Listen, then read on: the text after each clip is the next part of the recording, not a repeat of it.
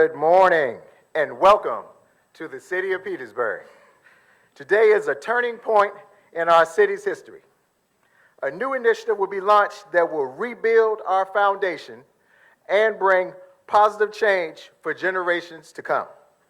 Change only happens when we are joined together and move forward, and today we are coming together. I have faith that everyone in this room, those listening online, the many who live and work here, the region and the Commonwealth want Petersburg to succeed and prosper. While we cannot go back in time, we do know that this is the right time for a new and innovative Petersburg. I want to welcome Governor Glenn Youngkin and First Lady Suzanne Youngkin back to our city. From your first visit to Petersburg earlier this year, you listened to us. You heard our challenges, and you made the decision that the Commonwealth will help and support Petersburg in overcoming decades of challenges and succeeding with the many opportunities now at our door. Today, the following months of planning, coordination, and commitments, you and your team are here with our state representatives to introduce an unprecedented partnership that is key for Petersburg's future. Thank you, Governor Youngkin.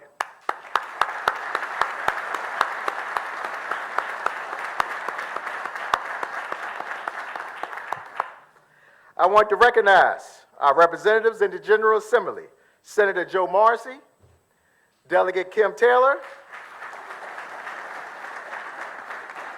While they may differ in party, they have and continue to come together for Petersburg. This is how progress happens. Thank you, Senator Morrissey and Delegate Taylor.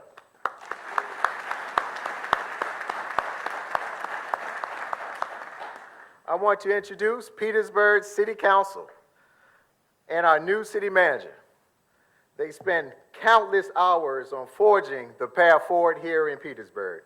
While we don't always agree, and some don't agree with us, I know we all strive to make Petersburg the best place to live, work, and enjoy life. Let me introduce first Vice Mayor Annette Smith-Lee, Councilwoman Tresca Wilson-Smith, Ward 2 Councilman Darren Hill, Ward 4 Councilman Charlie Cuthbert, Ward 5 Councilman W. Howard Myers, Ward 7 Councilman Arnold Westbrook, and I'd like to introduce our new city manager, John March Altman Jr. March has come here, this is his second week on the job, and I told him what better treat it is than have the governor here on week number 2. March has 30 years of experience in local government, and he knows Petersburg, the region, and the Commonwealth. He is the right leader for the many transformational projects underway and coming to our city. Thank you, March, for coming. As we begin this new journey together today, I ask all of you for your support. Change is not easy, but Petersburg is the right place at the right time. I would now like to again welcome Dr. Rosa Atkins, Chief Diversity, Opportunity, and Inclusion Officer for the Commonwealth of Virginia, to the stage for some opening remarks. Dr. Atkins.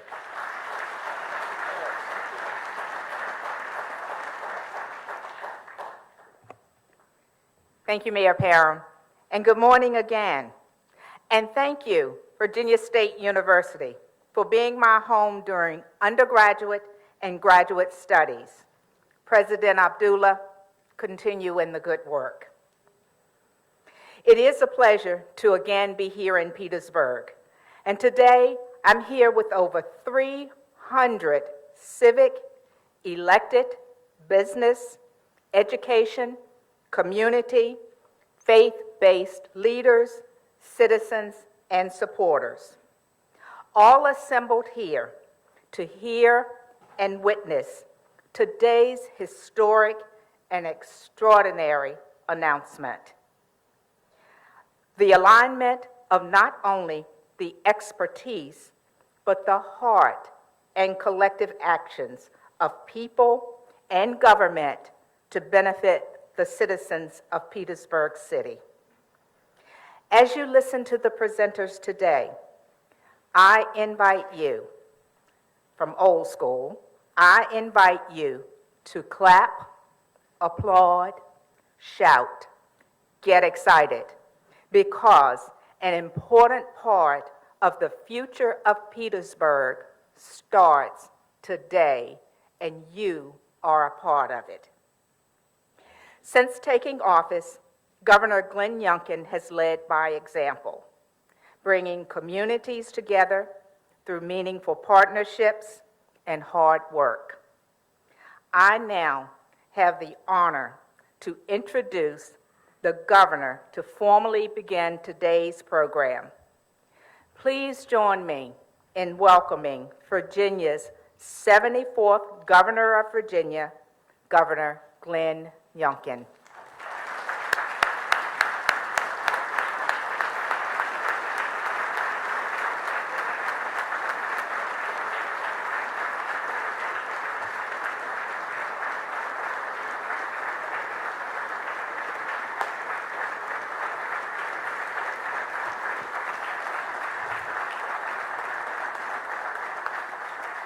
Well, good morning, everybody. Thank you, Dr. Atkins. Thank you for your leadership. The First Lady and I feel incredibly humbled to be here with all of you in this most important mission. And it is a mission. I'd like to thank everybody in the room here, everybody, because every one of you will play a significant role in bringing this partnership for Petersburg alive. It's more than just words, it's actions. And it's going to take all of us, to make it happen. I've been in Petersburg a number of times over the course of the last 7 months. Back in February, we had the great opportunity to discuss health outcomes and vaccines. We had a discussion with community leaders about how we could collaborate in order to bring down violent crime.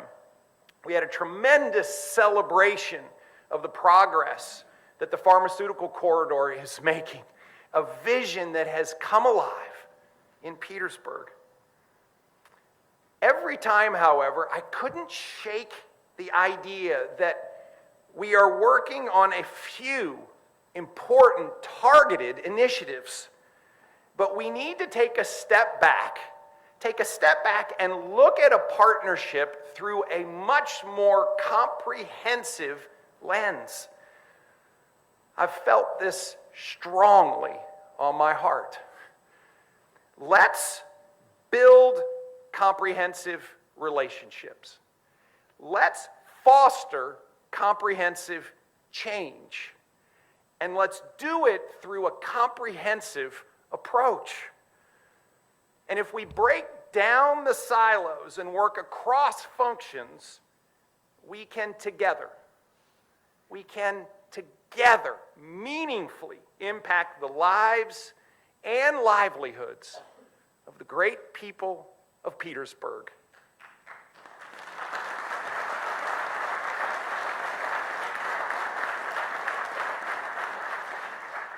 And we can also fundamentally change the economic future of the city itself. Now, we know that Petersburg has challenges. Violent crime that, at least through May, was spiking. Health outcomes that have consistently been way behind the rest of the Commonwealth. Education challenges that, despite the extraordinary efforts from teachers and administrators, persist year after year. Trailing levels of job growth, of employment, and labor participation. Transportation access that lags. And redevelopment opportunities that have been delayed or ignored. One of which, the Ramada Hotel, we are taking a sledgehammer to this afternoon based on the good work.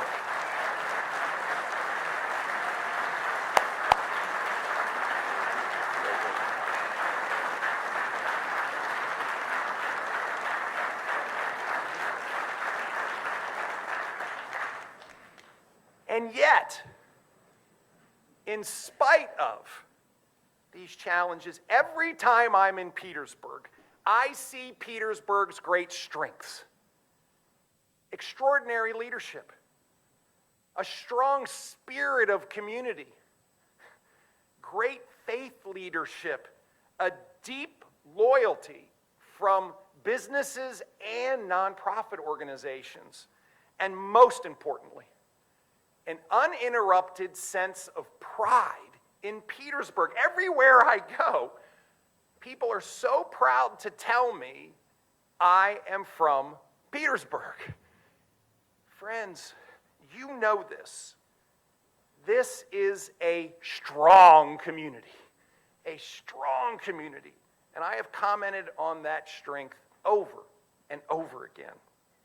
At every one of our meetings, city leaders, state leaders, the mayor, the delegate, police chief, our sheriff, the senator, and every one of the civic leaders and community leaders seem to consistently understand that we need to approach the challenges in Petersburg in a comprehensive way. So today, we formally launched the Partnership for Petersburg.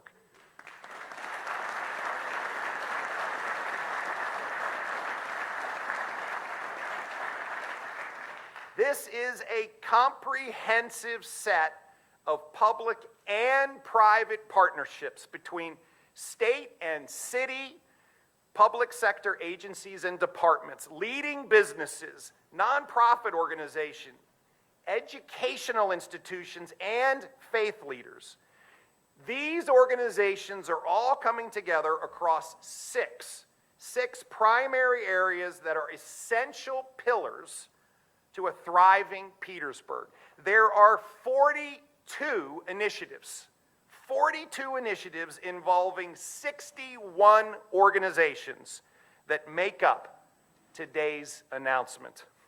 These essential pillars are preparing Petersburg students for life, improving access to health care, keeping our communities safe, keeping Petersburg moving, fostering business and economic growth, and building relationships with community and faith leaders. Let me reiterate, and please hear me clearly. The critical element of this partnership is everyone. It is everyone. Today, we bring together, yes, state and local government. We bring together faith and community leaders. We bring together business, all levels of education, nonprofits. We're bringing together teachers, our education leaders, parents, students. We're going to get this done, but the only way we can do it is to do it together.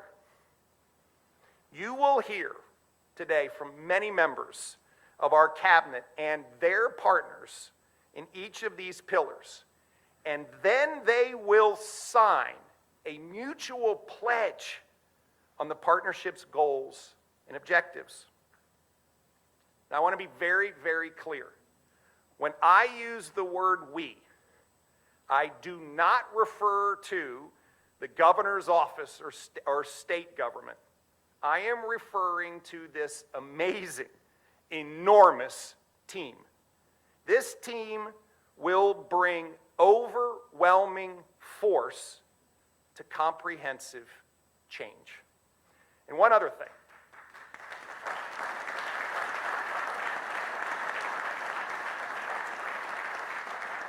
One other very important point is that we, collectively, do not begin to believe that we have a monopoly on good ideas. These 42 initiatives are the starting point. Chapter 1 of a multi-chapter book that will fill up with more and more great ideas that are Petersburg-led, dreamed up at kitchen tables all over this city. In fact, the Partnership for Petersburg was born from a kitchen table conversation. As we acknowledged the glaring reality of rising violent crime across Virginia, we believe that meaningful cooperation with local and state resources was a huge part of the answer. And we started with our neighborhoods in Petersburg. A partnership was established between local and state police, along with numerous other state and local parties, to curtail crime with the Violent Crime Task Force. And we committed ourselves to finding real, sustainable solutions. A surge in police presence, increased prosecutions, more activities for youth, and great leadership from Chief Christian and Sheriff Crawford.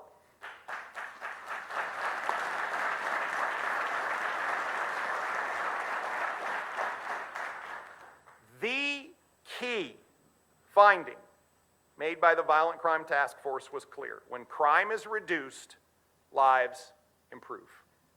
When crime is reduced, lives improve.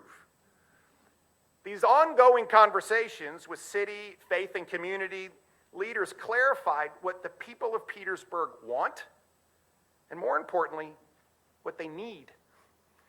Whether it's increased access to healthcare facilities, increased opportunities for mobility, expanded education options, you all spoke and we listened. From these conversations, the Partnership for Petersburg was born.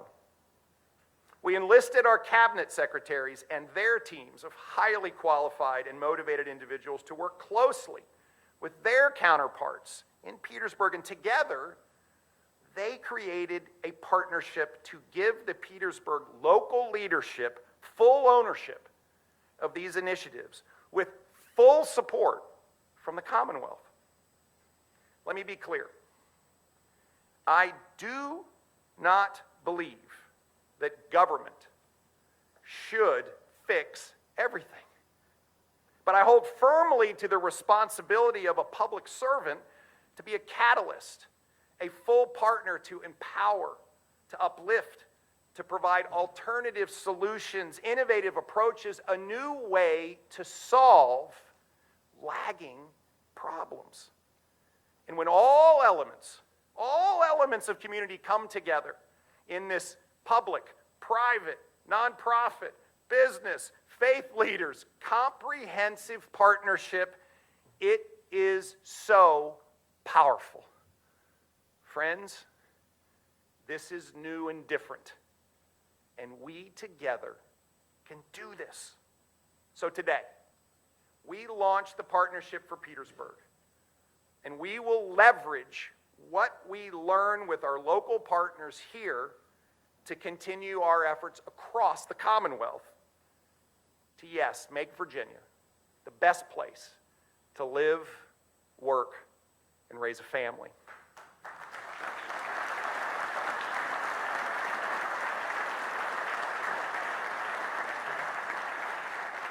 So, fasten your seatbelts, because we are going to move through an extraordinary agenda.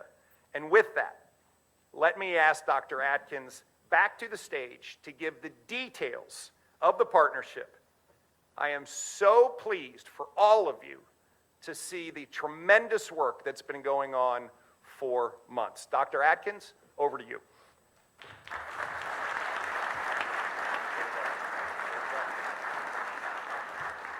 Thank you, Governor.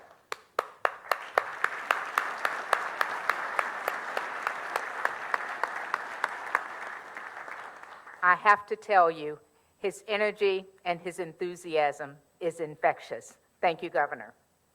Now, it is my pleasure and honor to welcome to the stage the Honorable Lieutenant Governor of the Commonwealth, Winsome Sears, for brief remarks.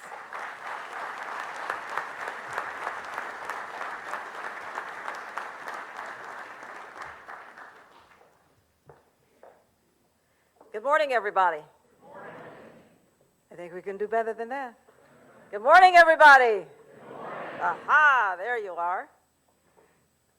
It is so wonderful to be here, isn't it? We've got something new and exciting happening, and we all get to be a part of that. Good morning, Governor. Good morning, Mr. Mayor. Good morning, City Council members. Good morning, all of you who are so very concerned. We are here to turn our hand to the plow because a good education lifts all boats. I'm excited about the governor's leadership and this historic covenantal pledge for a good education for our children. And I say covenant because we've been doing contracts. Covenants are different. A covenant puts relationship ahead of products and services. Contracts, just the opposite. So relationship is what is going to get us there. The work continues. This is not the end. No, sir. Petersburg is only the beginning. When I came in this morning, I saw a sign, and it said, "Welcome to historic downtown Petersburg." You know, not too far from here is Pocahontas Island, and it is historic. It is historic because, of course, it's the oldest black community. And then, of all things, that is where Grant placed the headquarters of the Union Army, in a black community. And by the way, as a Marine, I can tell you that that location was a compromised location. He could have been easily defeated. But he placed it there because he wanted the black community to understand we care. And that was a good thing. That was an excellent thing. And so in that vein, I want to read something to you from none other than Frederick Douglass, since we're talking about history.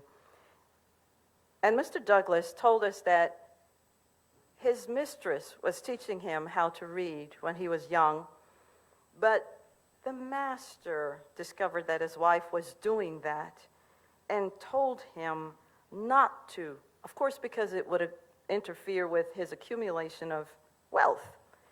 And this is what Frederick said, the master said to his wife: "It was unlawful as well as unsafe to teach a slave to read.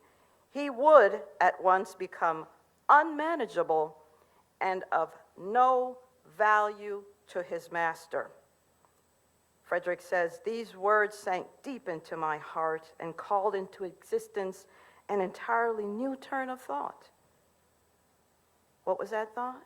Well, from that moment, I understood the pathway from slavery to freedom. And what was that pathway? No need to guess. It was education. And it still is. A good education. So I say that if our children are illiterate, they are not free. No, they have a master. And as soon as they become adults, they will discover his identity. But we're going to turn the tide on all that today. This is the new beginning. I leave you with this. Roman Emperor Marcus Aurelius said, "Poverty is the mother of crime." 1,600 years later, French moralist and author Jean de la Bruyère added, "If poverty is the mother of crime, then lack of intelligence is their father." I say to you today that if poverty is the mother of crime and lack of intelligence is their father, then being denied a good education is darkness. Parents, educators, faith leaders, community, let us make the darkness tremble. Let us ensure that our children get a good education so that they will have opportunities for a hope and a future. Thank you, Governor. Thank all of you. God bless you.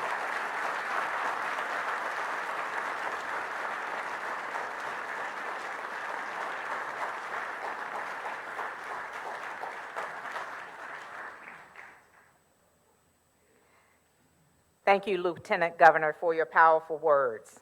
Now, it is an honor to welcome to the podium Virginia's Secretary of Education, Amy Godera, to discuss preparing students for life.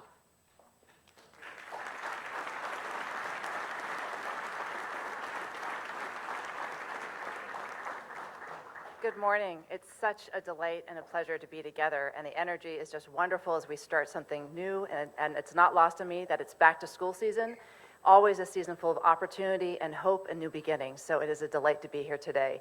I am thrilled that behind me are, and come on around you guys, are all the wonderful partners that are going to make so many things happen, but I first want to thank the Lieutenant Governor for setting the stage so perfectly well and reminding us of how important education is to all of our lives and to all of us.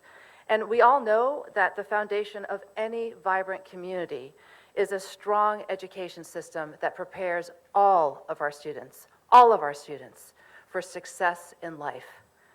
Our commitment to Petersburg, which is epitomized and represented by everyone standing on this stage and more, is grounded in this North Star of making sure that we prepare every Petersburg student for success in life. Our partnership, our focus on innovation, and this commitment to that North Star is what's going to drive our success.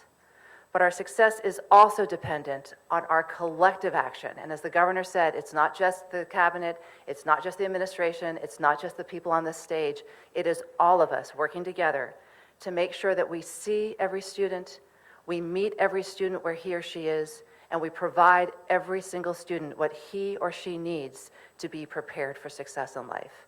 And that is our commitment to every Petersburg family and student and teacher today. But before we can know how to get where we're going, we need to know where we are today. And as you see on the next slide, we have a long way to go. Research is increasingly clear, and I just heard on the radio this morning coming in that the data continues to be compiled, that we know that students must be in school to learn successfully. This pandemic over the last 2 years across the Commonwealth and here in Petersburg has robbed our students of the education that they need and deserve, and we need our students back in school. We know, as you look at this data, that Petersburg students are 23 weeks behind. They've experienced 23 weeks of learning loss in math and 21 weeks of learning loss in reading due to the school closures. We also know that the chronic absentee rate here in Petersburg is 2.5 times larger than the average across the Commonwealth. Those numbers are sobering, and they set us and our foundation of where we are. But together with the partners on this stage and with all of you, we are going to change this reality and brighten the futures of every child. So, as we look at this, the next logo, as you see it, whoops, can we go back one, please, Jacob? Whoops, all right, we're missing our logo slide. There we go, there, the logos appear. The logos represent who's on this stage right now, and it's powerful. And this partnership is represented by the logos and many others that are working with us. The Commonwealth is committed to working together with our Petersburg partners, the school division and the school board, and I want to say thank you to Superintendent Hamlin and the school board who's here today, and Chair Pritchett for their incredible leadership of working together. I also want to thank our higher ed partners at Virginia State University and Richard Bland, President Abdullah and President Saito.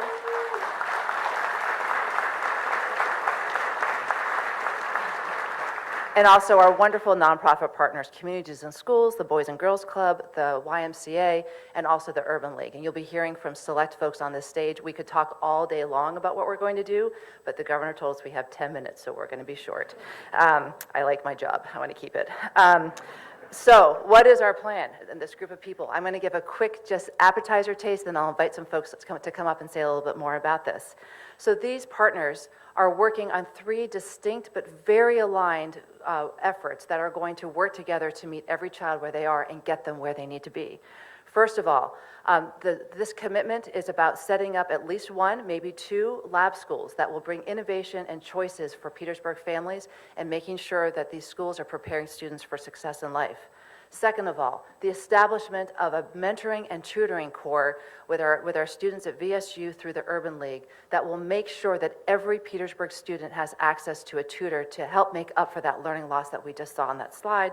And third of all, an expansion of the programs and the enrichment activities that are available through our nonprofit programs and partners to make sure that every student has safe and exciting and wonderful enriching programs before, during, and after school, as well as throughout the summer and on the vacation times as well. So I'm pleased right now to invite several of our partners to come up to give a minute of their vision about what this work looks like here in Petersburg. And I'll start both with President Saidow and President Abdullah to join me at the microphone.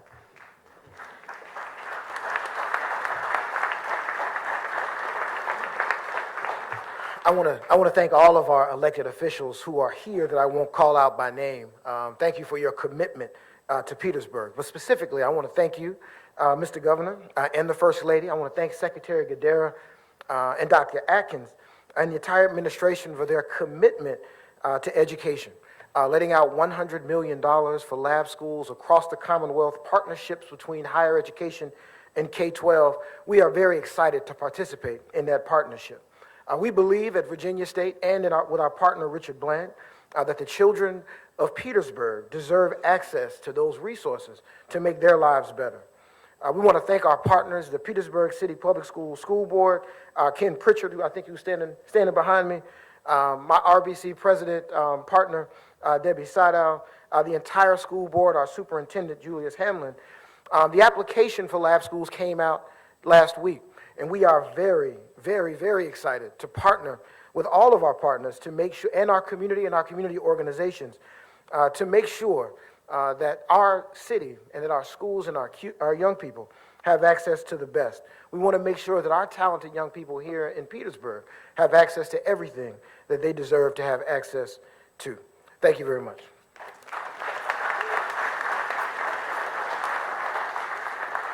Good morning. Richard Bland College is a small college with big ambitions to be a new model for higher education in the Petersburg region and in the Commonwealth. We are all in to partner with Petersburg City Schools and Virginia State University to drive educational innovation through a lab school that tests and develops new educational models, incubates new ideas, and allows teachers to train in a live classroom environment.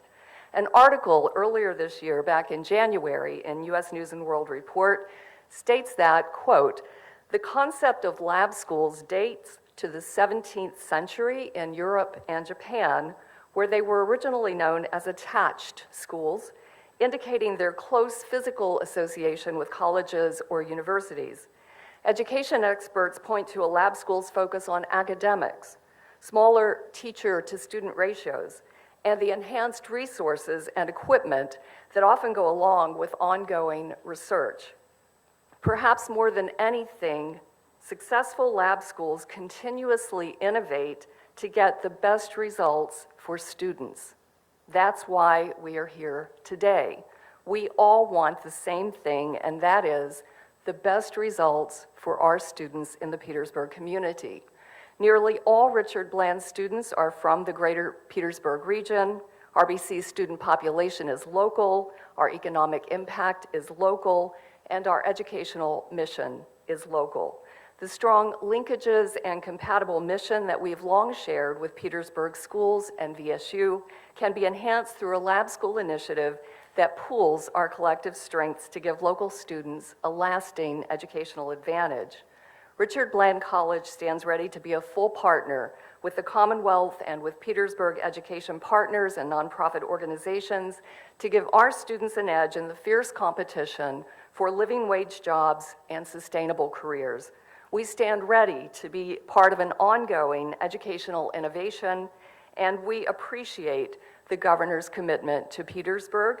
We look forward to the challenge of identifying the best way to join forces in the quest for educational innovation that leads to student success. Thank you so much.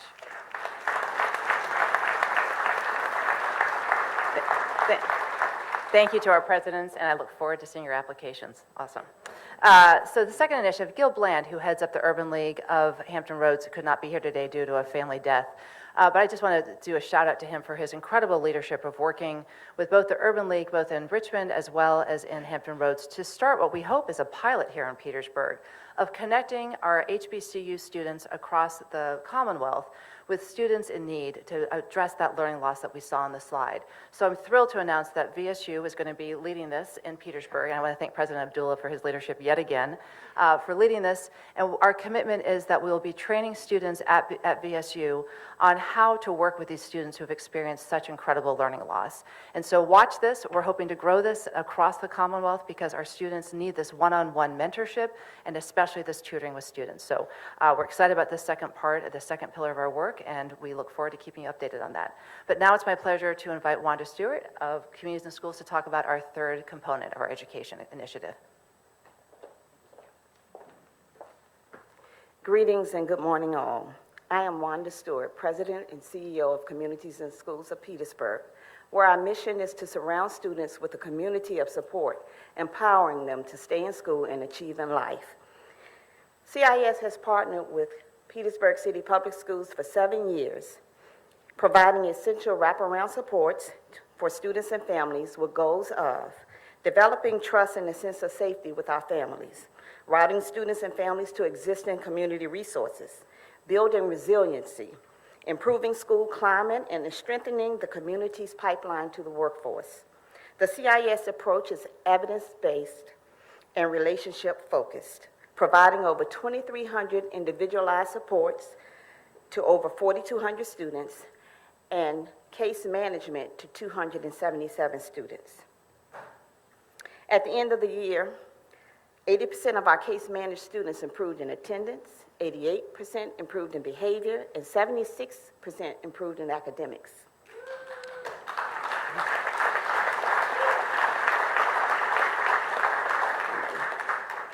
Through this initiative, we can double the number of students and families receiving these individualized supports with an intentional focus. We're excited to continue our partnership with our Commonwealth, our beloved city, higher education, and our community and faith partners. Always remember, together, we are a mighty wave. Thank you. Thanks, Wanda. I also want to make sure I do a shout out to our other partners on this enrichment and this bigger engagement and expansion of the enrichment programs. Abby Rogers of the YMCA and Sean Miller of the Boys and Girls Club of Virginia have also just committed to ensuring that they see every child here in Petersburg. The YMCA will now be in every single one of our elementary schools here in Petersburg, making sure that every child who needs before school care will get it. And thank you, Abby. And the Boys and Girls Club has done such an amazing job throughout the pandemic of providing activities and a safe place for our students to be. And so these partners are going to work together to ensure that our schools are truly community hubs that are vibrant and safe and places that all children are welcome. We're hoping 24/7 in a place where great things happen. So thank you to the partners as well. Before we get off the stage and let the other secretaries go, I want to invite the chairman of the school board, Chairman Pritchard, to join me on stage to just give a couple of remarks about the commitment of the school board and the school division and why these partnerships matter so much to the well-being of Petersburg schools. Chairman Pritchard, I first want to say thank you for everything you're doing. Appreciate it. Thank you. Thank you. Good morning to our Honorable Governor, First Lady, Lieutenant Governor, who I've worked with before. Glad to see that you're back. Also to our elected officials and city council members.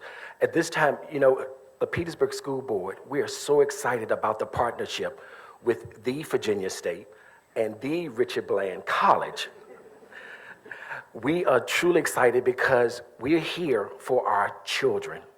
Our children are first, and we want to make sure that our children receive the best education possible here in the city of Petersburg.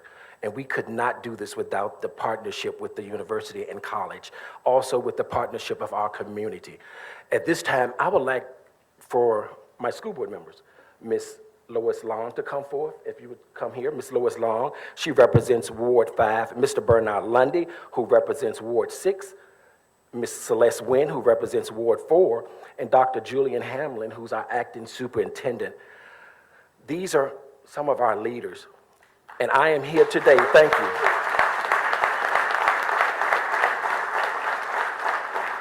I am here today to say that we've had conversation with Virginia State and Richard Bland, and we are in agreement with moving forward with the application.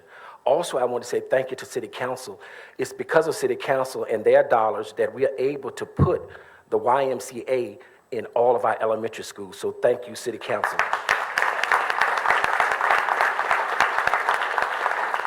And just received an announcement, I think I received it last night, just received an announcement that the state will be funding our program at Westview, where we will also put before and after school at Westview Early Childhood Center. So thank you, Governor, we really do appreciate it. Madam Secretary, let's begin. We're ready. Thank you.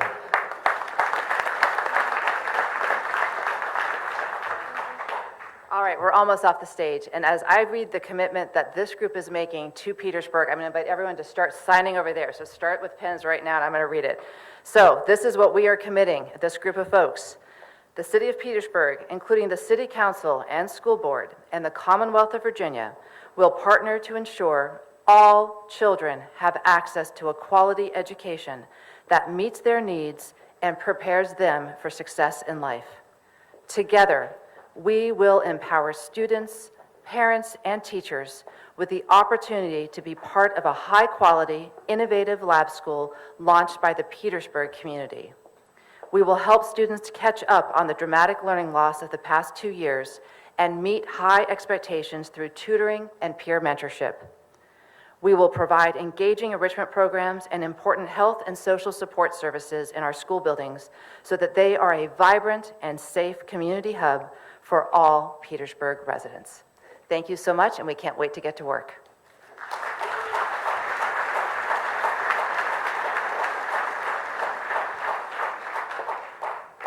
Thank you, Secretary and team. Now it is an honor to welcome to the stage Virginia's Secretary of Health and Human Resources, John Littell, to discuss improved access to health care.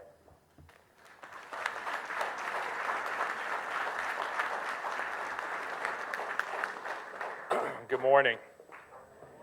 All right, Governor, you said overwhelming force. There are no doctors in Petersburg right now.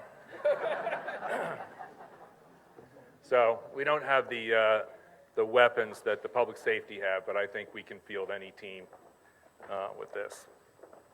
All right, thank you, Dr. Atkins, and good morning. I've had the pleasure to be involved in Petersburg for the past 10 years through my work on the Richard Bland College Board. I've witnessed much good work being done here, as well as some significant challenges. For several years, the Cameron Foundation, and now Bon Secours, have conducted community health assessments.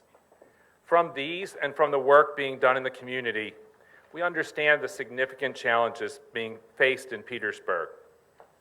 Life expectancy is almost 13 years lower here than it is for the rest of the Commonwealth.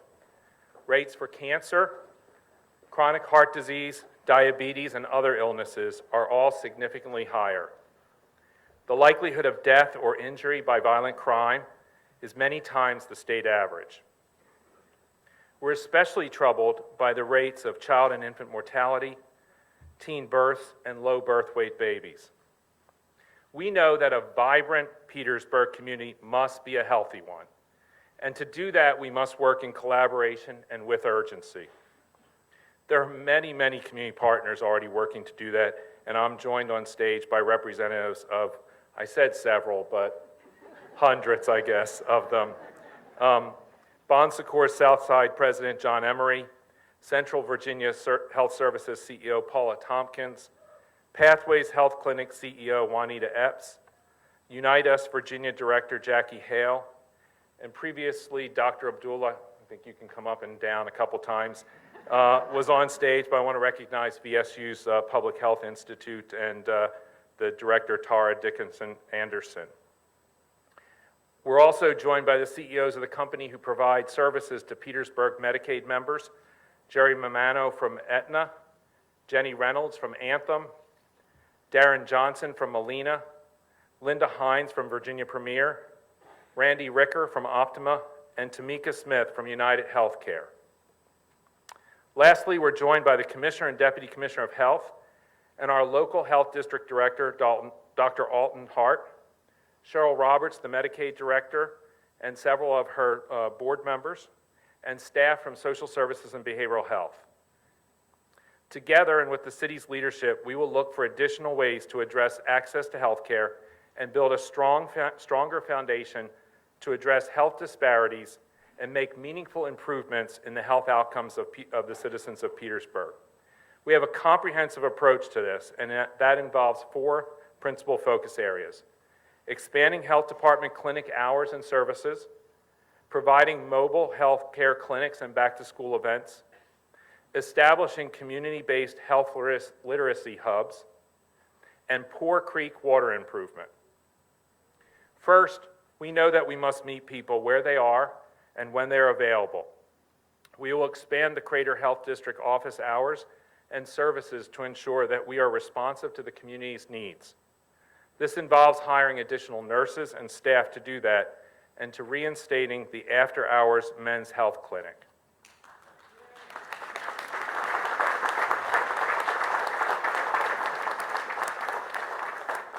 Secondly, mobile care clinics and back-to-school events also allow us to be where our fellow citizens are and serve as a vital link between the community and existing health providers, while also helping provide more tailored and consistent access to healthcare services.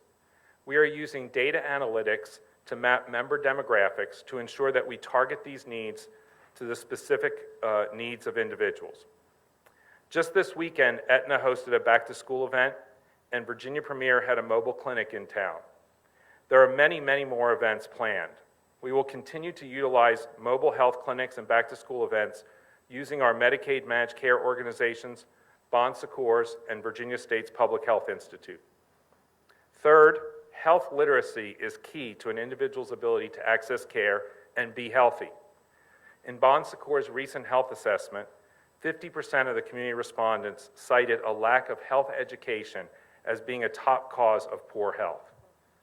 We are excited to work with Unite Us and a new initiative, Healthier Petersburg, to address that. We will collaborate with community partners and Medicaid managed care organizations to establish health literacy hubs and create new primary care options in Petersburg. We will especially focus on expanding and equipping local community health workers to increase awareness and utilization of primary care services and prenatal care in an effort to reduce health disparities. In addition to the work being done in the field, several of our Medicaid managed care organizations have committed significant funding to address many of these issues and other social determinants of health, so thank you all for that.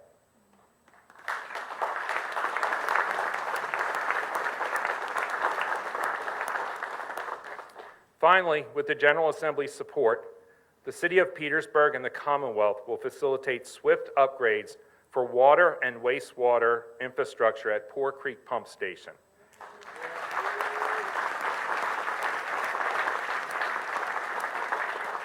The collaboration among the city, the Department of Environmental Quality, the Department of Health, and the Department of Historic Resources will bring major and much-needed improvement to the quality of life in this community and allow for further economic development. The city has worked hard to make these improvements a reality, and the $29 million of improvements scheduled will provide improved, reliable services to current customers and support future residential and commercial development in the Poor Creek area. Further down the road, we and our partners will focus on food security and workforce development.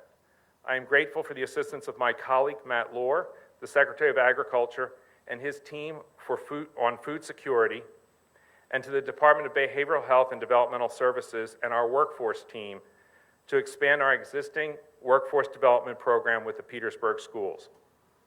There is clearly an overwhelming sense of a commitment from these partners to make a difference and improve the quality of life in this community. On behalf of our team and these external partners, We are excited to sign this commitment, and I'd ask you all to begin signing as I read the commitment. We pledge to work together to improve the health of Petersburg residents by expanding access to screenings, promoting awareness of primary care and prenatal care services, and addressing health disparities by connecting Petersburg residents with medical and social services. Thank you very much.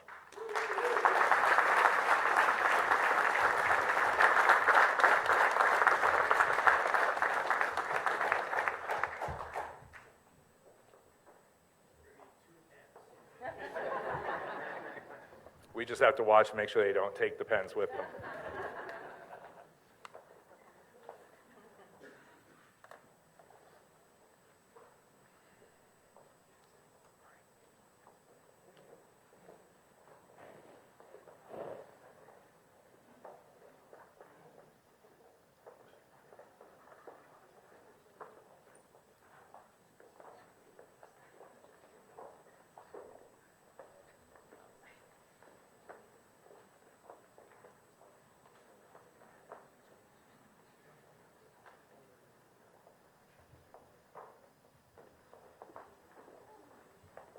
This is such an impressive group. We have to give them a moment to finish signing before we can bring the next huge group on the stage.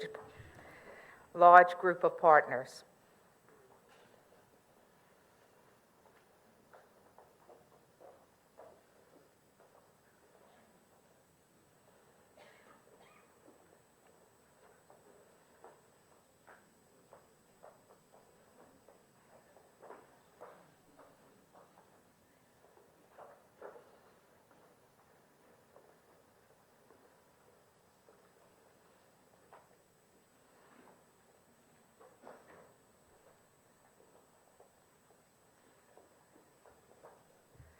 So thank you, Secretary Littell. Now, it is indeed my honor to please welcome to the stage the Honorable Attorney General of the Commonwealth, Jason Miyares.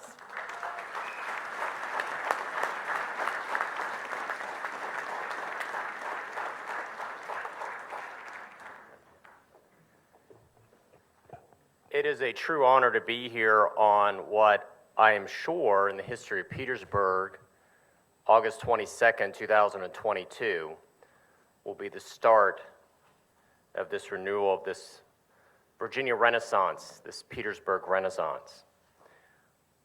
Unfortunately, what we have seen, and we saw this all throughout last year, when we were traveling around the Commonwealth, myself, Glenn, and Winsome, we saw a couple of issues, but one of which was that violent crime was up. Our murder rate was the highest it had been in over 2 decades. And tragically, in the city of Petersburg, we have seen that has led the state in per capita murders over the last few years. Violent crime is 344% higher than the state average. Our homicide rate here in this city is 900% higher than the state average. What has become a problem is that too many innocent Petersburg residents are looking over their shoulder in fear. And it's easy to talk about statistics, but then you forget that human beings aren't a statistic. I talked to a family member, a loved one that had lost a family member to violent crime. And it was a wound that had happened over 2 decades ago. And they had never found the perpetrator. And he said the wound has not healed. Part of the healing process is indeed finding justice. And so that's why I am so proud to be here with the governor as we recognize that for the victims, for those that have lost loved ones, that's not just a statistic. It's a mother, it's a father, it's a brother, it's a sister, it's a friend, it's a neighbor. It's an empty chair at every Thanksgiving. It's a missed birthday celebration. And so, it is an honor with this partnership in Petersburg to include the Office of the Attorney General to make sure that we don't forget our victims, that people aren't looking over their shoulders in fear. We're announcing today that the Office of the Attorney General is cross-designating 2 special assistant attorney generals with the U.S. Attorney's Office to go after repeat violent offenders, those that are hurting so many in our communities, both in state and in federal court. We recognize that law enforcement is not just enough to prosecute repeat violent offenders. It's also taking a holistic approach. This partnership is going to be looking at group violence coordinators to both assist with intervention, to assist our prisoner reentry, because we believe in redemptive social justice, and also alternative school programs like Virginia Rules. This partnership, at the end, will both remember our victims, it will protect the most vulnerable, it will keep this community safe, so this renaissance that's happening all across the Commonwealth in the spirit of Virginia will flower here in Petersburg. It's an honor to be a small part of this greater partnership. It's an honor to work with our Lieutenant Governor and our Governor. Thank you all. God bless.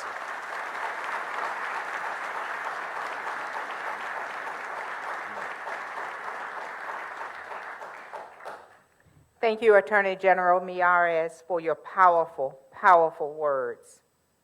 It is now my honor to welcome to the podium Virginia's Secretary of Public Safety, Bob Moser.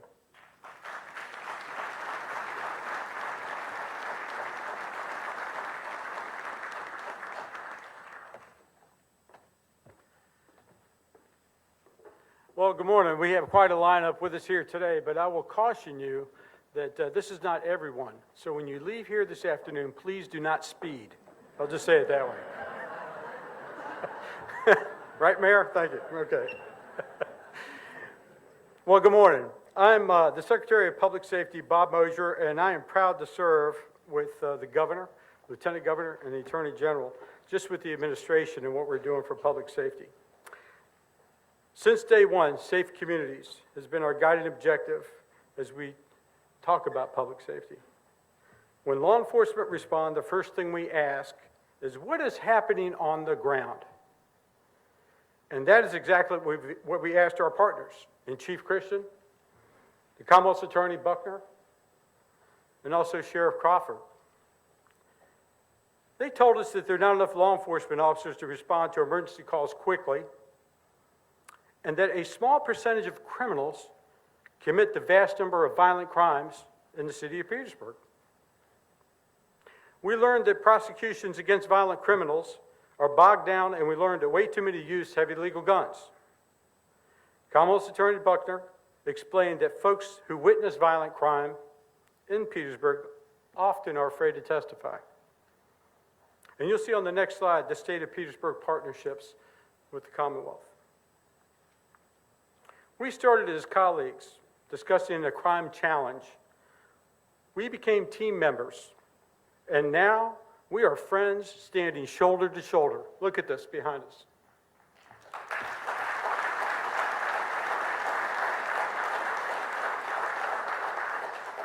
We are standing shoulder to shoulder to address these challenges that we face, and also with my colleagues as well. You're seeing it, you'll continue to see it. This is not just a one-time event. We're here. On the next slide, you'll see the initiatives underway for the city of Petersburg from public safety. First, we're working closely with the Office of the Attorney General, Jason Miyares, along with the Petersburg Commonwealth's Attorney, Tiffany Buckner, to increase the number of prosecutors dedicated to Petersburg and the number of criminals to be held accountable. Second, again, with help from the Attorney General, we're adding programs to Petersburg to divert away from a criminal lifestyle by dedicating a group violence intervention coordinator for the region. The group violence coordinator is simply someone who identifies those at risk and matches them with the appropriate programs to redirect their energy and positive and productive activities. I saw the representative from the Boys and Girls Club here this morning. Couldn't be more delighted. 4, our third initiative, with the Department of Juvenile Justice, initiated a statewide directive that has effectively detained 24 juveniles with firearms in Petersburg alone. The purpose of this is to encourage children to stay away from illegal firearms. 4th, in partnership with the Virginia State University and Petersburg Police and the Crater Criminal Justice Academy and our Department of Criminal Justice Services, we will create and maintain a relationship to increase training as well as the number of law enforcement officers in Petersburg. This will be a combined initiative moving forward. And then finally, the Virginia State Police began a surge of additional law enforcement in April, as the governor mentioned, and that continues to this day, with a variety of specialized Virginia State Police personnel there's already been a reduction in violent crime, and I'll talk about that in just a minute. In fact, compared to 2 months prior to the surge, murders in Petersburg have been cut in half.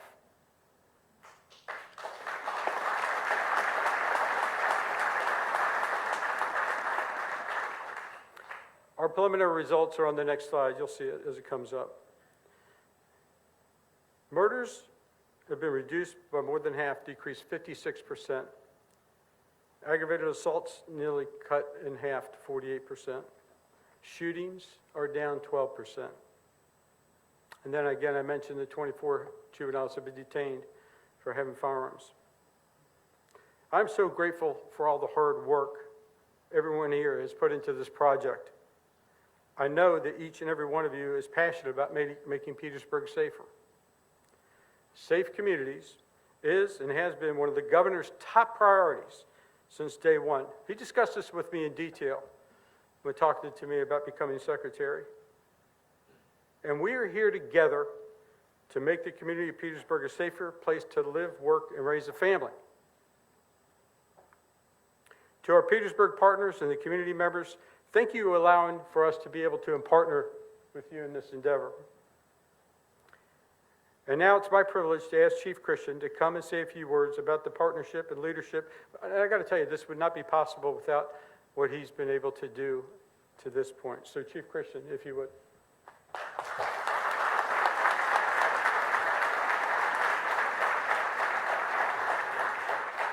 Good morning. Thank you to Mr. Governor.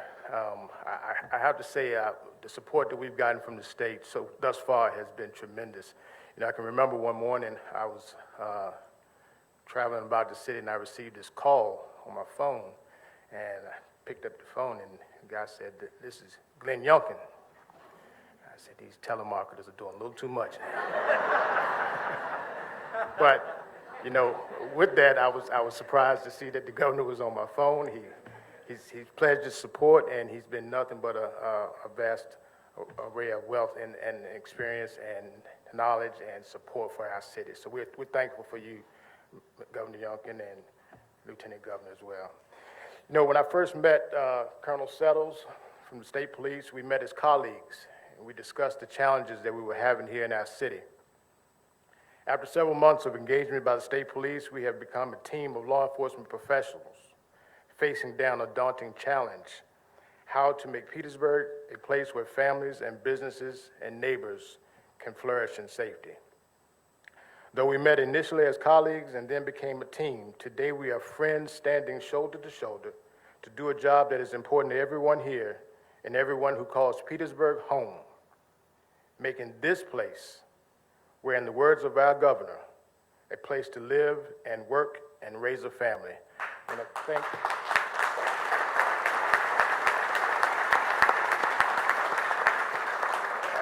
special thank you to my good friend here, Secretary Bob Moser, who's been a tremendous support, calls me weekly to make sure that we're just doing okay here in Petersburg.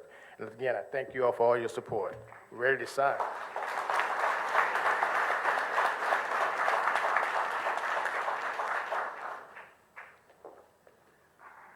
Thank you, Chief. And now I'm going to ask Attorney General Morrissey to join us on stage here, and we're going to proceed with the signing of a commitment to mark this moment together. But there is one thing I do want to share, and it really made me think about it from the Lieutenant Governor when she talked about a covenant. And there is a covenant here. And I was just blown away here recently. There was an event that was held in Fauquier County where the people of Fauquier did a thank you to both Cindy and I, my wife, where I served there as sheriff before coming here. And I was quite taken by the fact that Mayor Parham and Chief Christian and a member of the staff, and I didn't know that they were going to come, showed up at that event. And that's a demonstration of covenant. We are in this with you. I'm in this with you. The administration. Thank you.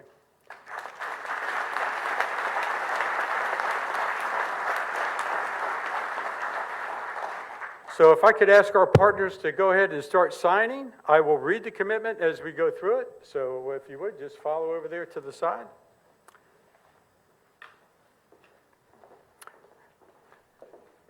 Our commitment to keep the community safe. The City of Petersburg, the Commonwealth of Virginia will work to increase the law enforcement presence. Through the ceasefire program, we will be bringing group violence intervention coordinators to the region, more federal prosecutors to the Eastern District of Virginia, in order to hold criminals accountable. With that, thank you for the opportunity to be here, to speak with you, to really live life with you and what we're doing together in the Commonwealth of Virginia. Governor, thank you.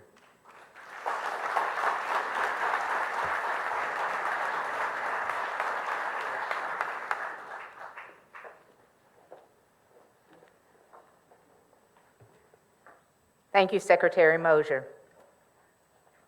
And I'm trying to pause to give them a little space for clearing out.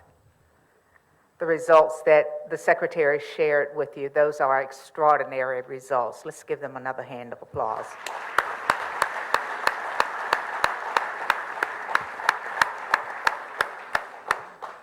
I look forward to driving down the streets in Petersburg and seeing our children running and playing in yards again. Now, it is my pleasure to welcome to the stage the Secretary of Transportation, Shep Miller, to continue to discuss Keep Petersburg Moving.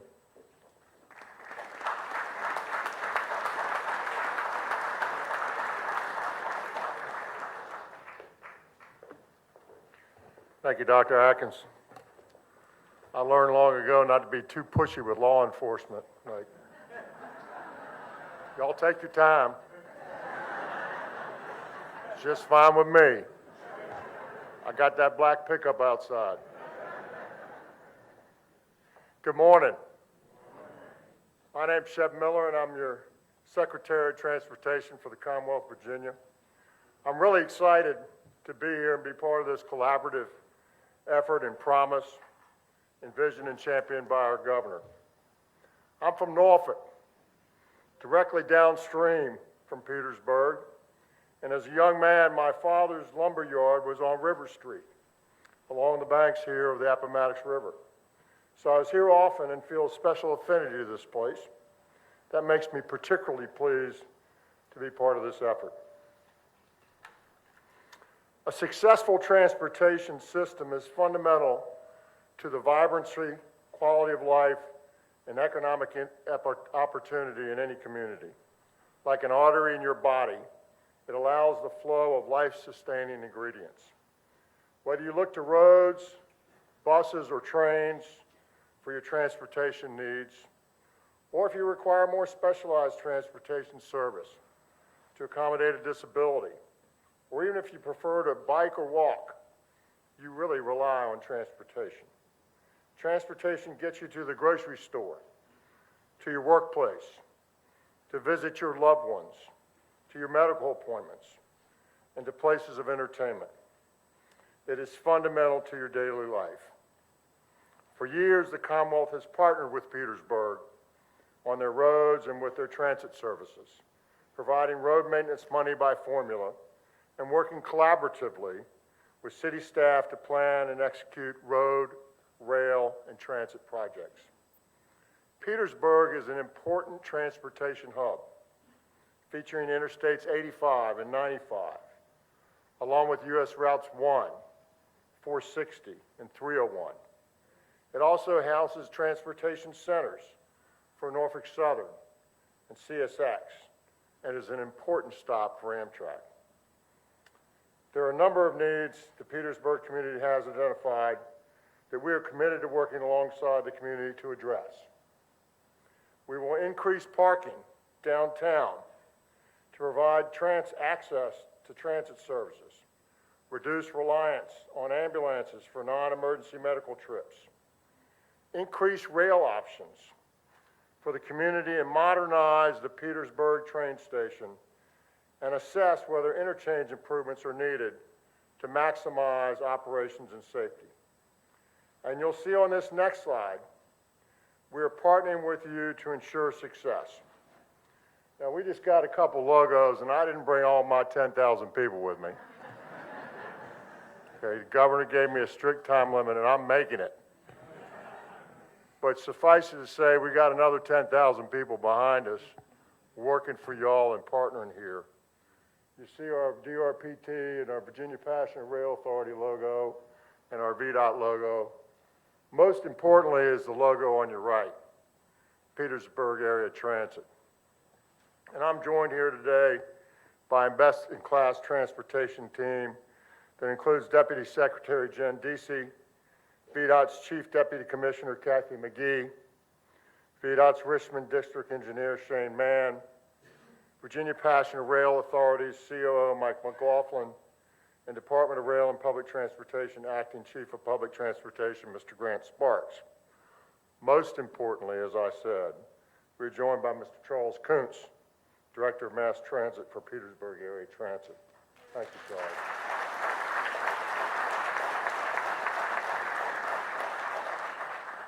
Our commitment to you is to keep Petersburg moving. Today, I would like to highlight a number of new initiatives that you'll see on the next slide toward that end, and then we'll commemorate this commitment by signing this pledge. We will partner with Petersburg to provide a new multimodal center, enhanced non-emergency transportation, a modernized Petersburg train station to accommodate additional passenger rail service, advance the Richmond to Raleigh rail corridor through Petersburg, and ensure Petersburg has safe entrances and exits along I-95 and I-85.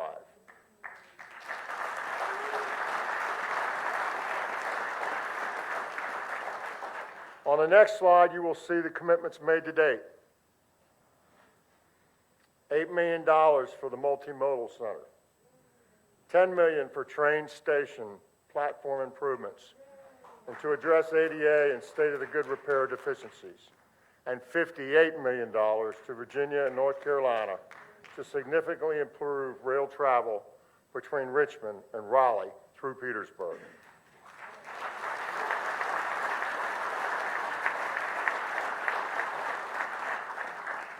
On this next slide, I'll walk through the Department of Rail and Public Transportation initiatives.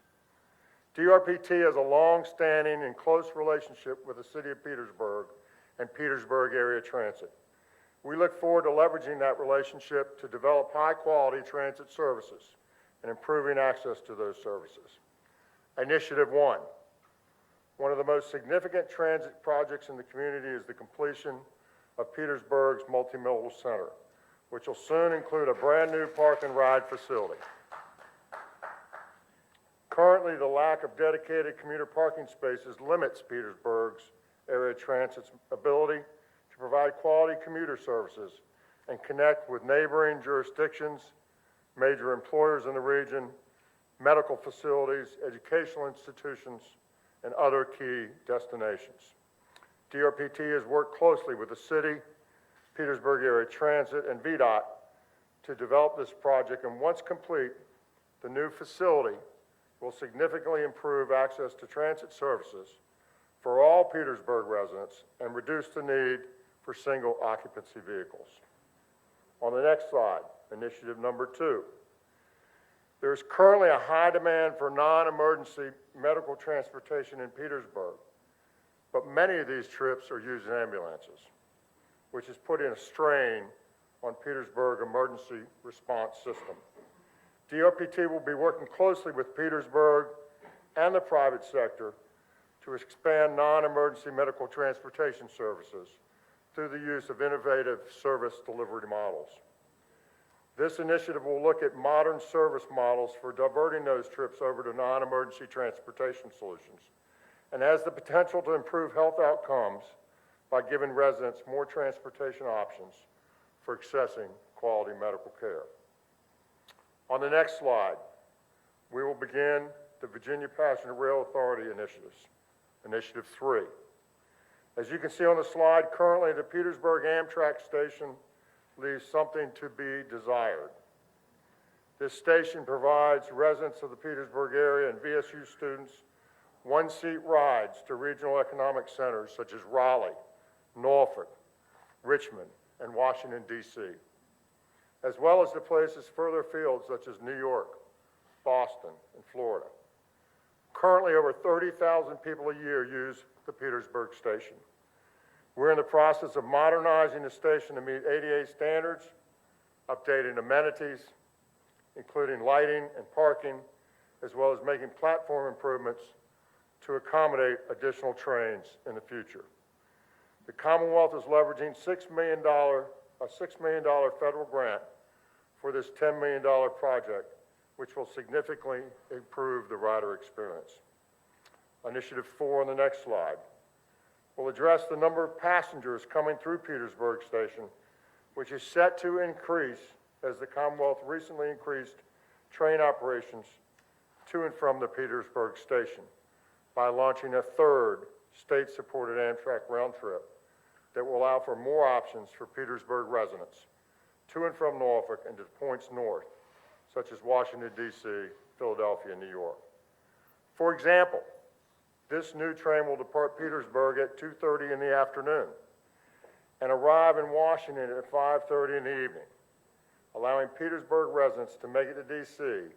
or Northern Virginia in time for a dinner meeting or a Nationals game without sitting in rush hour traffic. Sounds pretty good, doesn't it?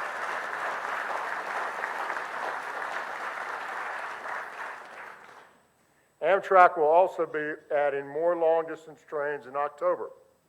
Before this summer, there were 10 trains a day through Petersburg Station, and that will increase to 14 train options a day this fall.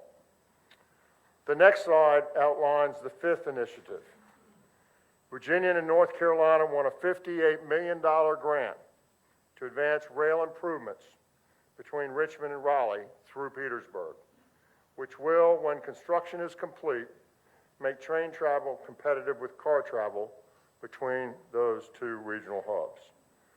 This project will ultimately bring additional modernization to the Petersburg station and more trains, continuing to expand multimodal options right here in Petersburg. The next slide is our Virginia Department of Transportation initiative, initiative number 6. I'd like to highlight a study that Vdot will be undertaking in 2023 to evaluate the operations and safety performance of entrances and exits along the I-95 and I-85 corridors, including roads directly impacted by interchanges, including Wythe and Washington Streets.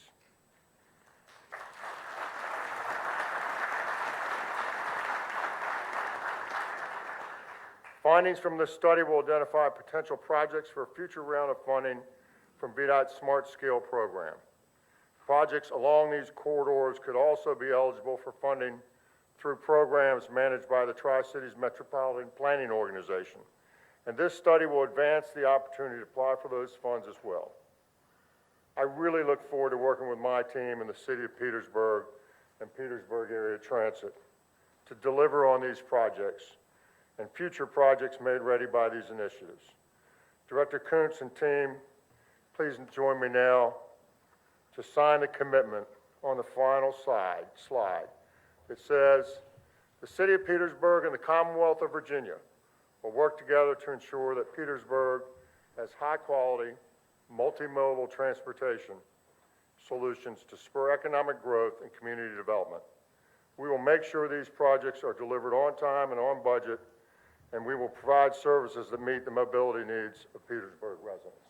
The Director, join with me.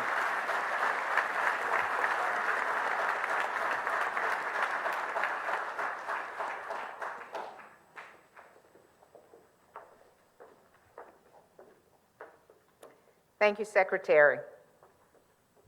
Now, it is my honor to welcome to the stage the Honorable Delegate Kim Taylor and the Honorable Senator Joe Morrissey.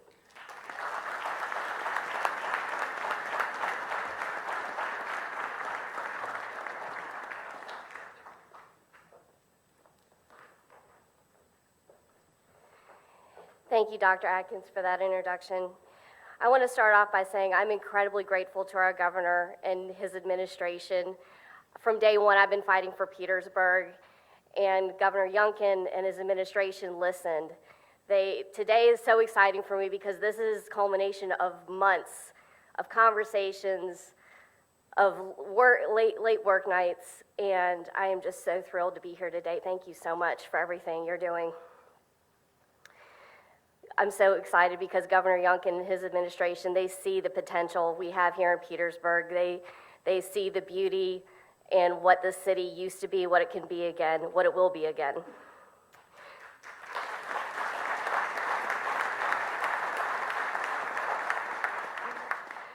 So growing up, I remember Petersburg's glory days.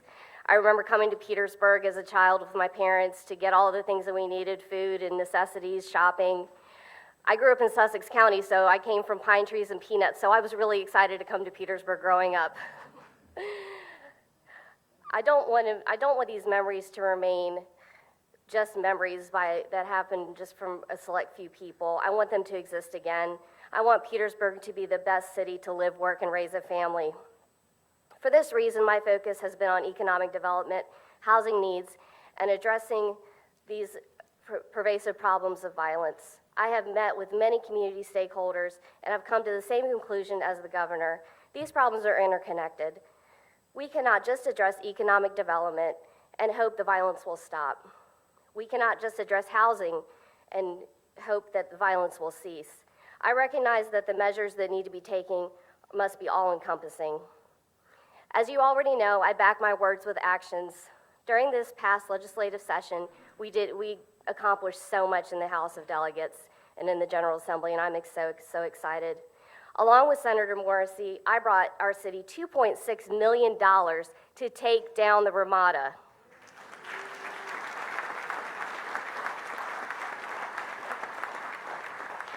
This eyesore has been plaguing our city for over a decade, and the demolition of the Ramada sends a message to our region and Virginia that Petersburg is open for business.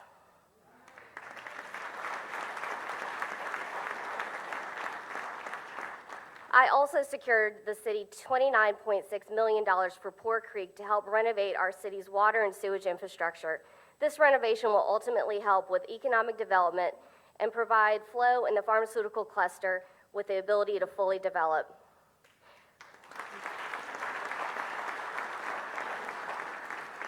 Now, I want to take a moment to stress something so important.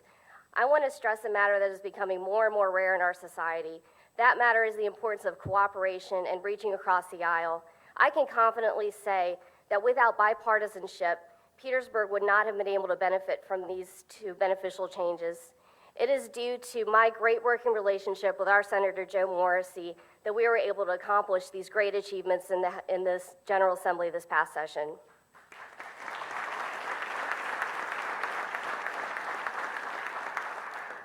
I remain humbled by the faith that you've placed in me. It's my honor to represent you in the House of Delegates. And from the bottom of my heart, thank you for your continued trust and your support. Now I'd like to pass the time to my colleague, Senator Joe Morrissey.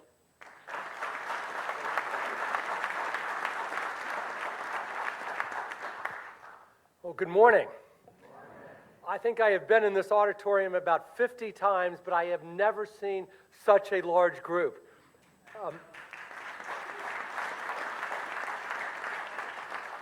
Governor Youngkin, First Lady, Mayor, I think it's safe to say that there has never been such a collection of talent in one building, under one roof, ever in the city of Petersburg, save perhaps when Abraham Lincoln dined alone at the Croaker Spot.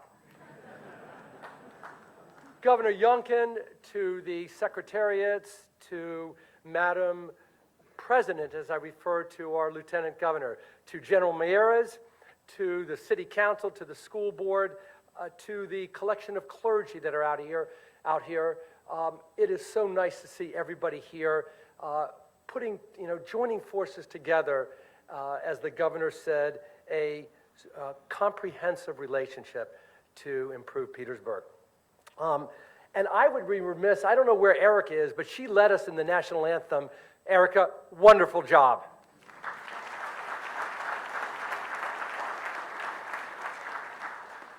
Sometimes bipartisanship is considered, I don't know, a dirty word. We don't want to do that. Or they'll talk about it, but they never see it through.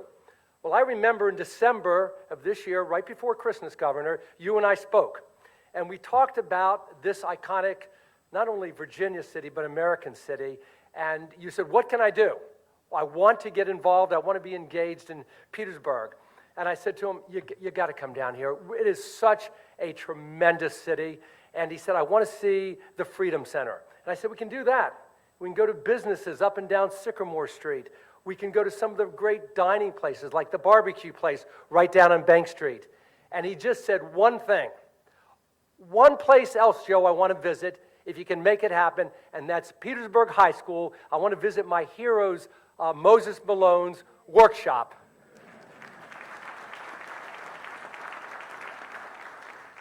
And I know that there's some folks in here that are saying, well, I'm hearing all about this bipartisanship, but is it really going to come to fruition? Well, it has. And my colleague in the House of Delegates, Kim, referred to us working together. Well, we did. Every time we want to do something for Petersburg, Kim and I talk. And the pharmaceutical campus doesn't come to fruition unless Kim and I work together, and we did that. Kim, thank you very much.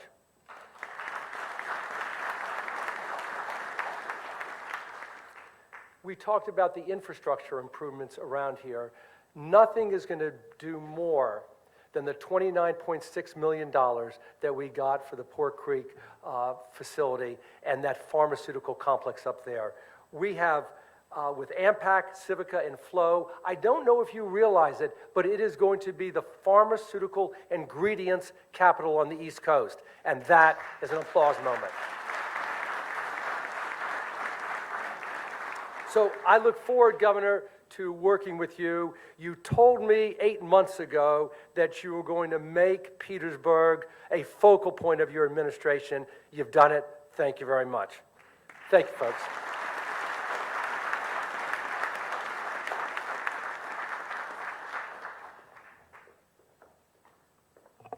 Thank you, Delegate Taylor and Senator Morrissey. Now it is my great honor to welcome to the stage Virginia's Secretary of Commerce and Trade, Karen Merritt, to discuss foster business and economic growth.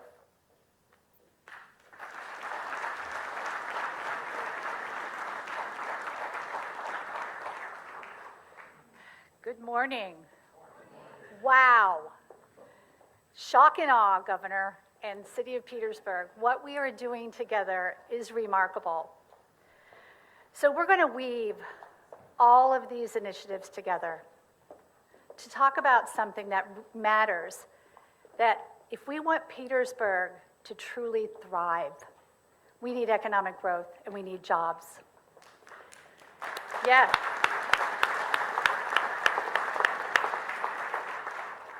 A wise person once said, far and away, the best prize life offers is the chance to work hard at work worth doing. And that's what we're doing together. And we want to create more jobs and economic growth here in Petersburg. Work is where people use their God-given gifts and talents, where businesses and individuals achieve their potential. Our purpose statement is to remain competitive in an ever-changing economy. The citizens of Petersburg deserve a vibrant community that provides opportunities for quality education and training, high-paying jobs, reliable housing options, and a community that attracts business investment.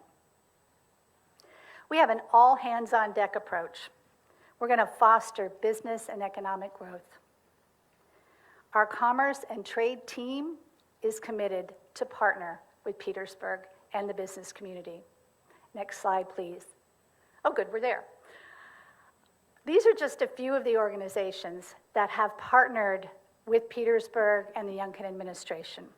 I'd like to thank Mayor Sam Parham, Brian Moore, Petersburg Economic Development Director, Virginia State University Center for Entrepreneurship, the Metropolitan Business League, the Southern Virginia Chamber of Commerce, Walmart, Activation Capital, the Community College Workforce Alliance, Flow, Amtrak, and many more. Next slide, please. We have 6 initiatives, and I will go through them quickly.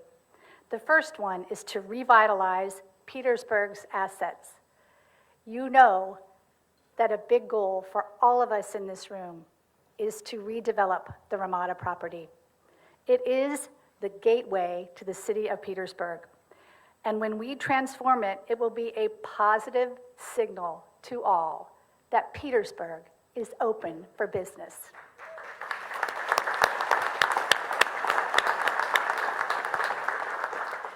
Thank you, Governor Youngkin, Delegate Taylor, Senator Morrissey, for the fine work you did to help make this happen in this year's budget.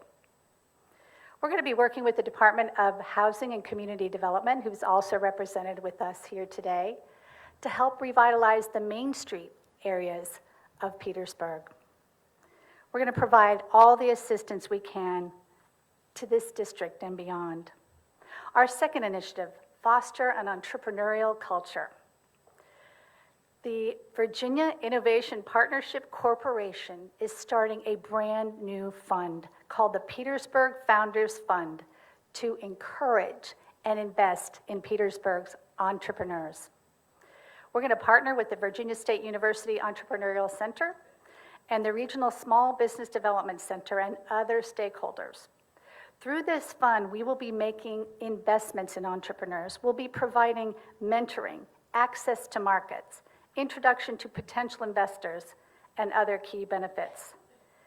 The Petersburg Founders Fund will be designed to support and build on existing ecosystems here in Petersburg.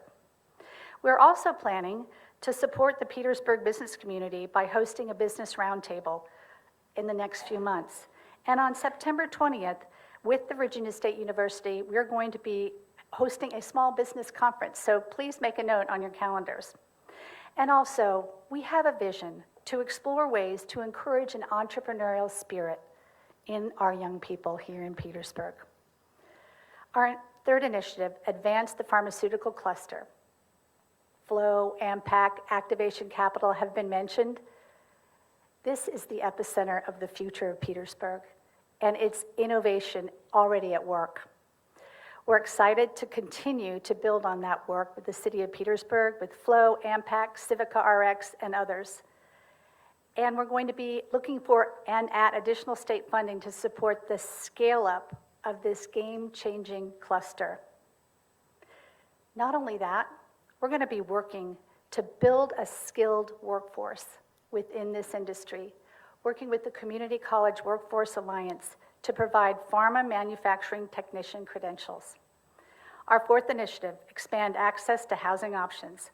We're going to support existing projects that provide quality housing through the DHCD that are currently underway, including $1.8 million to create and preserve over 300 units of attainable and affordable housing. And we'll continue to investigate strategies for optimizing the use of publicly owned property, of which we have quite a bit here in Petersburg. Our fifth initiative, increase access to broadband. We're committed to working with the city to deliver access to high-speed internet for Petersburg's families and businesses. And our last but not least, initiative number 6, engage Petersburg's employers. When a business contributes to the well-being of a community, we know it benefits everyone. We're encouraged by the early number of businesses that have committed to partner with us in this cause. The very first to show their renewed investment in Petersburg is Virginia's largest employer, Walmart. They'll be hosting a community job fair event, and we're going to be exploring other options to work together. And now, as we talk about our pledge Could we have everyone go over to the table? And could we have our delegate and senator join us on stage to sign our pledge? As I read it, it is, the City of Petersburg and the Commonwealth of Virginia will partner on innovative solutions with the engagement of community leaders that will redevelop blighted properties like the Ramada Inn, create new job opportunities in leading industries, and expand access to housing options for those who call Petersburg home. That's our pledge, and we look forward to what we will accomplish together. Thank you.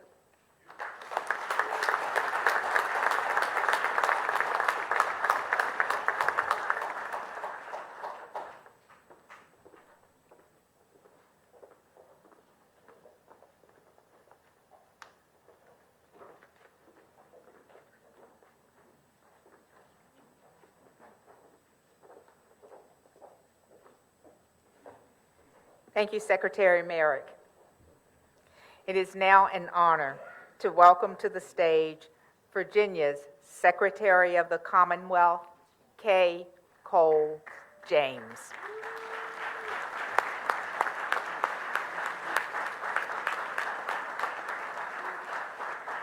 Hello.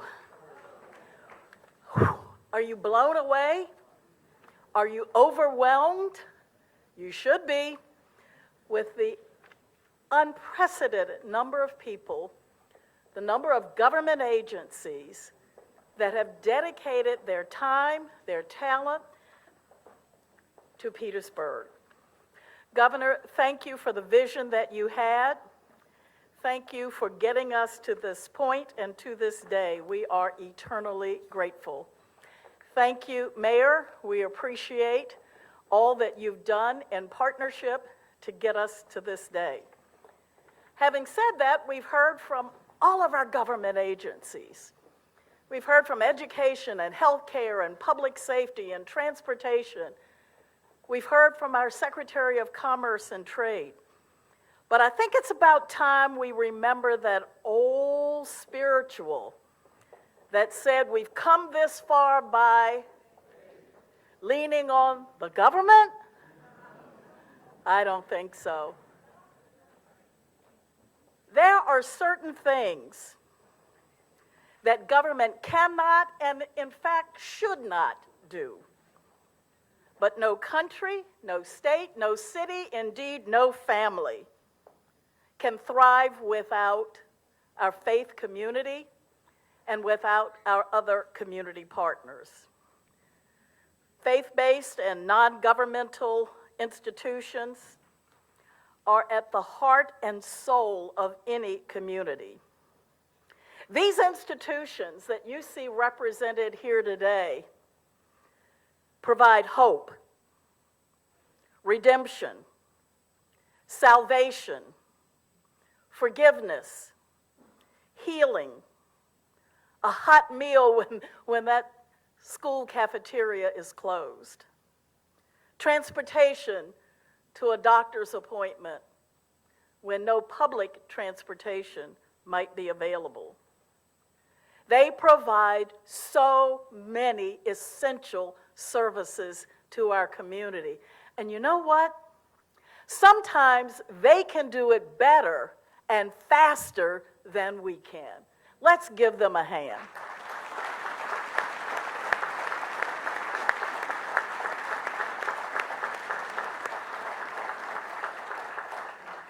So there are a couple of people who just want to talk about their commitment and what they intend to do, but they represent everyone that's standing on this stage.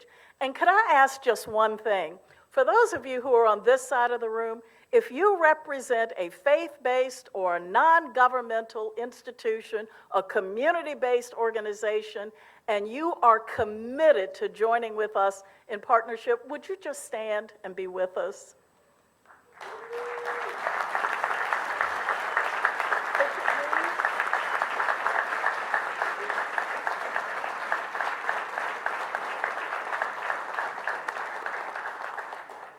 I just needed one more than Secretary Littell. Bishop Reeves, would you just talk for 2 seconds, maybe a little longer, about your commitment and the rest of the community. Absolutely. Thank you for giving me this time to share. In the Bible, in the book of Micah, chapter 6 and verse 8, as I paraphrase it, it says that God has shown us what to do. He's shown us that we ought to do justly, we ought to love mercy, and we ought to walk humbly before God. I'm excited to have this opportunity to share just a few comments on behalf of all of the faith partners who are present, and to know that the work that you are doing for the city of Petersburg, it is not just a significant work, but in my humble opinion and view, it is a sacramental work. God does things like this and brings people together, helps us to appreciate our diversity, and make sure that we are involved in the kind of work that's going to be a blessing to all people. Our community is going to be better if we would just learn to work together, to work for something and somebody.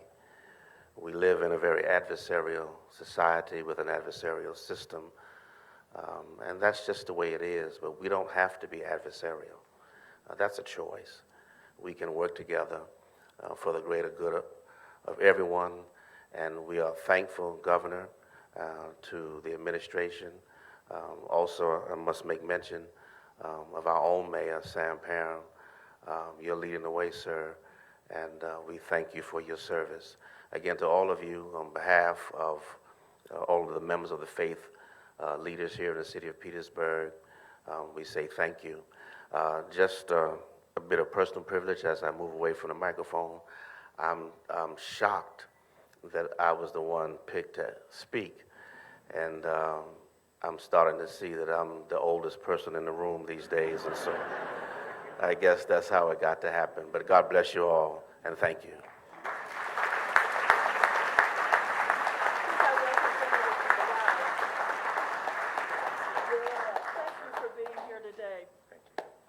Thank you all for having us. We here at the Y are incredibly humbled by our inclusion in this dialogue and this conversation.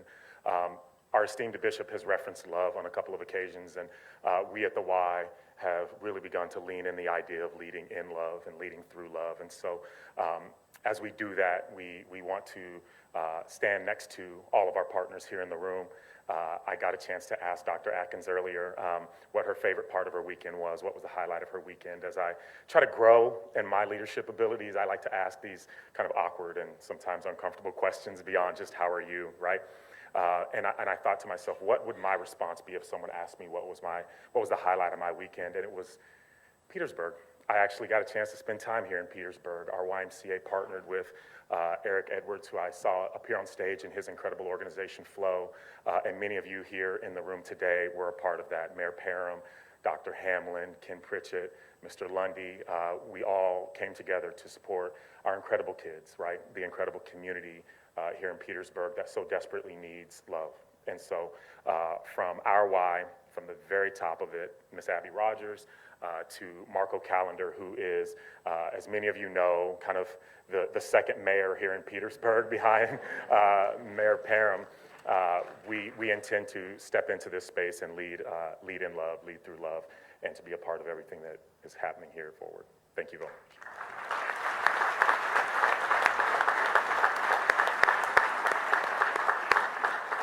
I'm going to ask for the slide that lists the initiatives for this particular group. CJ Saylor, whom I couldn't function without, and all of you in the community know and love, is our director of our community outreach. Will quickly go through those initiatives.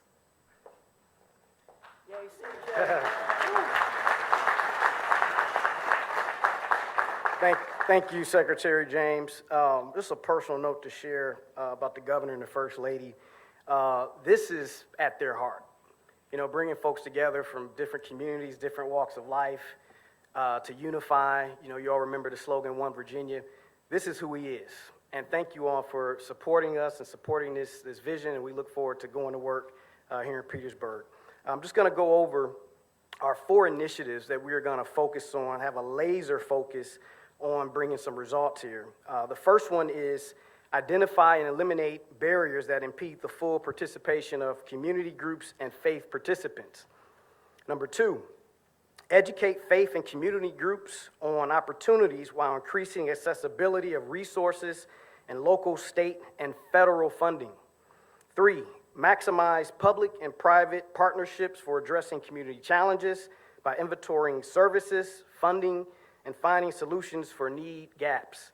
And four, and this is one we're really excited about, especially the secretary, is host community summits to encourage collaboration, networking, and identification and implementation of best practices. These are the 4 initiatives that we're looking to all come together and go to work on to bring a better and brighter day for Petersburg. Thank you so much.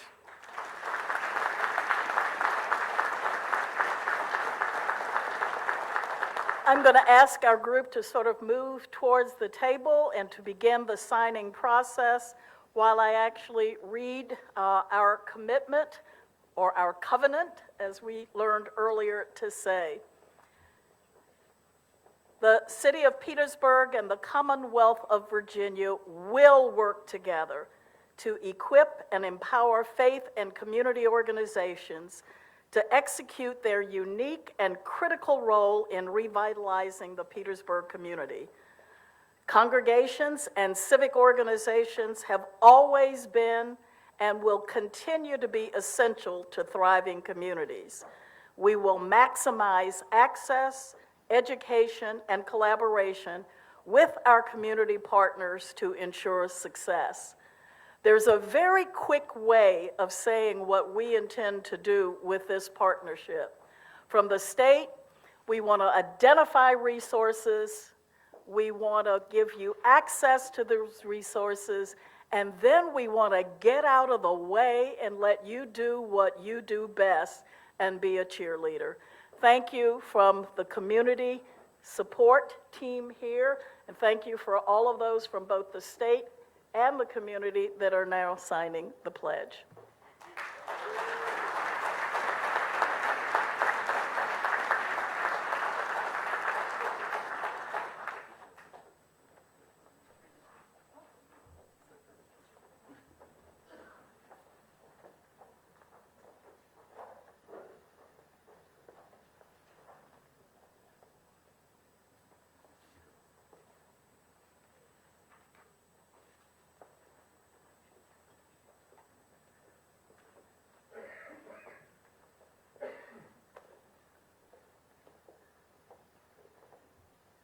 I was a little fast on that last one, so I'm slowing down on this one.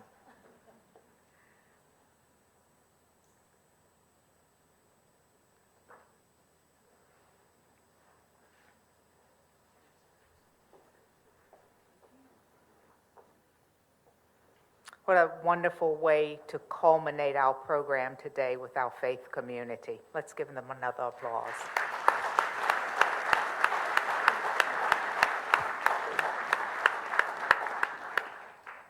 Now, it is indeed a privilege and an honor to welcome back to the stage our Governor and First Lady, Governor Glenn Youngkin and First Lady Suzanne Youngkin.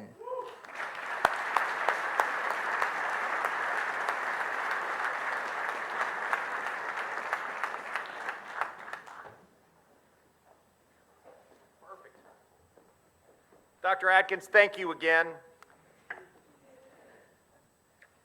I hope you all had your seatbelts on. What an amazing morning we have had. You know, I just want to make sure that what we have seen this morning settles in. This is about all of us. Today marks the beginning of a partnership that will go forward throughout our administration. That's what today is. It's my sincere hope to be able to point to the Partnership for Petersburg as a model for how we can work across the entire Commonwealth. That's what we get to do together. We're building a Commonwealth of opportunity, A Commonwealth where children can dream anything. A Commonwealth that supports our teachers, our parents, our students. A Commonwealth that supports our veterans. A Commonwealth that sees faith and community leaderships in a role that they should be in. Fully engaged because we know that everything that we want to achieve must include them. A Commonwealth that acknowledges that, yes, the spirit of Petersburg is alive and well, and that is the spirit of Virginia.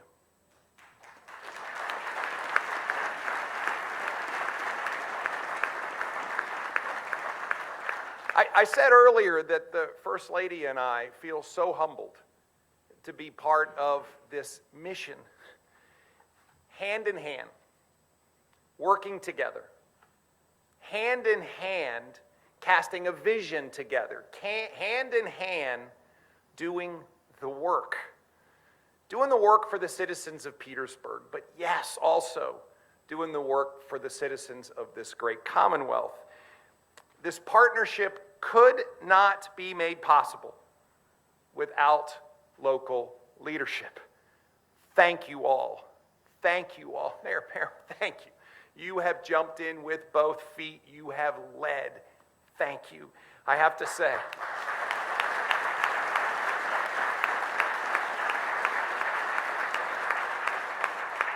the City Council, Chief Christian, Sheriff Crawford, I mean, the list goes on and on and on. Our legislative partners, Delegate Kim Taylor, Senator Joe Morrissey, the members of the cabinet, their deputies, their assistants.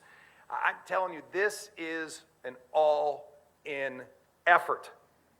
So with that, I'd like to invite everybody who was on the stage today to come back up on the stage, all of you, and participate in something very important, because the final two signatures that are going to go on our pledge are the signature of your mayor and mine, and we want all of you engaged in that. So come on back up. We're going to put that table in the middle of the room, and we are going to sign this pledge, Mr. Mayor.